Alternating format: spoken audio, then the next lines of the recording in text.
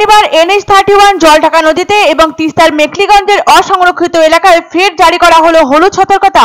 Central flood control room Jalpaiguri সূত্রে জানা যায়, শনিবার সকাল 9টায় প্রায় 1601 কিউমেক জল ছাড়া হয়েছে জলপাইগুড়ি গজলডোবা তিস্তা ব্যারেজ থেকে।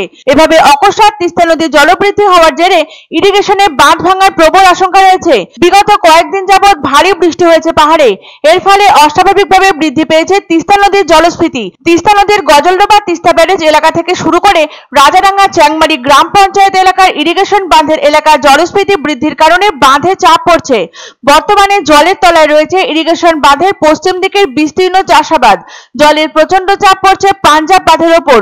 কোনো কারণে যদি এই বাঁধের ক্ষতি হয় তাহলে চ্যাংমারি, রাজাডাঙ্গা, চাপাডাঙ্গা গ্রাম পঞ্চায়েত এলাকার ইরিগেশন বাঁধের যে কোনো মুহূর্তে বড়সড় দুর্ঘটনা ঘটে যেতে পারে, এমনটাই আশঙ্কা স্থানীয় বাসিন্দাদের।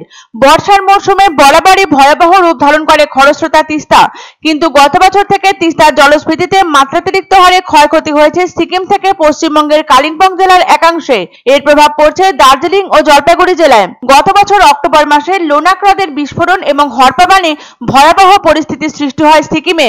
চলতি বছরের জুন মাসেও টানা বৃষ্টিতে ফের সিকিম থেকে কালিম্পং অব্দি তিস্তা ভয়ঙ্কর হয়ে ওঠে। প্রশাসনিক সূত্র থেকে পাওয়া খবরে জানা যায়, তিস্তার সংরক্ষিত এলাকা এবং নদীঘাট থেকে শুরু করে দুপারের একাধিক কর্মকাণ্ড স্পর্শকাতর করে তুলেছে নদীপার সংলগ্ন এলাকাগুলোকে। বর্তমানে প্রবল তাপপ্রবাহে নাজেহাল উত্তরবঙ্গবাসী, পাশাপাশি জেরবার জলপাইগুড়ি জেলাও।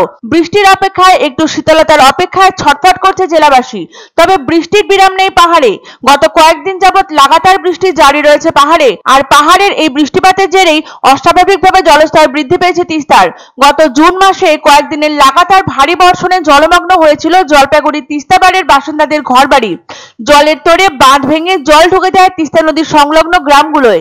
গত বছর অক্টোবরে সিকিমের লোনাক হ্রদে জলোচ্ছ্বাস বিপর্যয়ে ব্যাপকভাবে ক্ষতিগ্রস্ত হয় গজলডোবা তিস্তার বাঁধ। সেচ দপ্তরের একটি সূত্রে জানা যায়, ওই অংশে 250 মিটার লম্বা এবং পাড়ের দিকে 80 ফুট চওড়া অংশ ভাসিয়ে নিয়ে গিয়েছিল তিস্তা।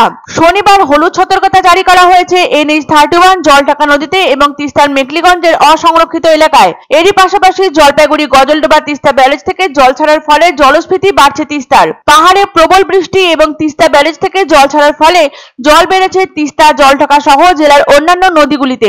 শনিবারও জল ছাড়া হয়েছে জলপাইগুড়ি গজলডোবা তিস্তা ব্যারেজ থেকে। Central flood control room Jalpaiguri সূত্রে জানা গিয়েছে, শনিবার সকাল 9টায় 1601 কিউমেক জল ছাড়া হয়েছে। এদিকে তিস্তায় জলস্ফীতির কারণে ভীষণভাবে চাপ পড়েছে তিস্তা নদীর গজলডোবা তিস্তা ব্যারেজ এলাকা থেকে শুরু করে রাজাডাঙ্গা চ্যাংমারি গ্রাম পঞ্চায়েত এলাকার ইরিগেশন বাঁধে। এরই পাশাপাশি পাঞ্জাব বাঁধের ওপর মাত্রাতিরিক্ত হারে জলের চাপ বাড়ায় যে কোনো সময় বড় দুর্ঘটনা ঘটার আশঙ্কা চ্যাংমারি, রাজাডাঙ্গি, চাপাডাঙ্গা গ্রাম পঞ্চায়েত এলাকার ইরিগেশন বাঁধে। এহেন পরিস্থিতিতে ভীষণই আতঙ্কের সঙ্গে দিন কাটাচ্ছেন স্থানীয় বাসিন্দারা।